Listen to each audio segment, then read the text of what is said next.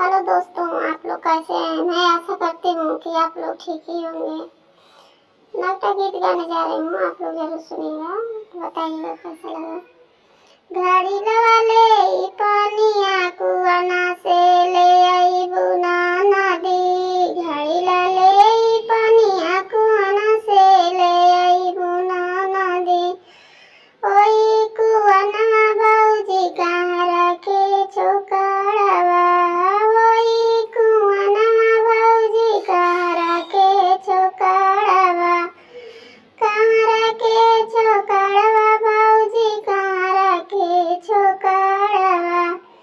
कारिहरा तकिया मोर नजरिया लाड़ी जइया बाबूजी। कहाँ तकिया मोर नजरिया लाड़ी जइया बाबूजी। घड़ी ला ले पनिया भरे नाही जइबे नदी। घड़ी ला ले पनिया भरे नाही जइबे नदी। डलिया ले फुलवा लोड़ी के ले आइबू नदी। डलिया ले फुलवा लोड़ी के ले आइबू नदी। डलिया ले फुलवा लोड़ी के ले आइबू नदी।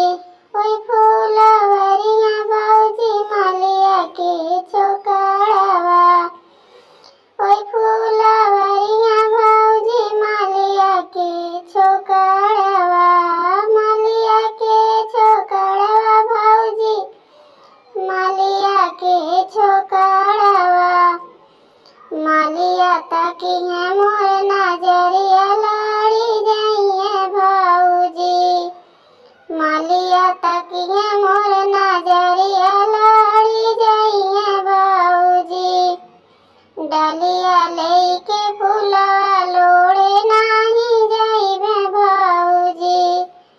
डलिया लेके फुलवा लोड़े नाही जइबे बाबूजी। चुनरी ले धोबी घाट चली जाइबू नदी। चुनरी ले धोबी घाट चली जाइबू नदी। चुनरी ले धोबी घाट चली जाइबू नदी। ओई धोबी घाटवा भौजी धोबिया के छोकरावा। ओई धोबी घाटवा भौजी धोबिया के छोकरावा। धोबिया तकिया मोर नजरिया लाड़ी जइया बाबूजी।